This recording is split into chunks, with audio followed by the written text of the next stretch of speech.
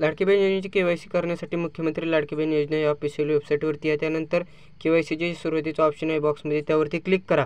त्या ठिकाणी क्लिक केल्याच्या नंतर आपण नवीन पेजवरती जाल। त्या ठिकाणी ज्या लाडकी बहिणीची KYC करायची आहे त्यांचा आधार क्रमांक आणि जो कॅप्चा आहे तर तो ॲज इट इज फिल करून मी सहमत आहे या ऑप्शनवरती क्लिक करा। OTP पाठवा या ऑप्शनवर क्लिक केल्याच्या नंतर आपल्याला एक OTP येईल। OTP व्हेरीफाय करून घ्या। OTP येण्यासाठी या ठिकाणी वेळ देखील लागू शकतो।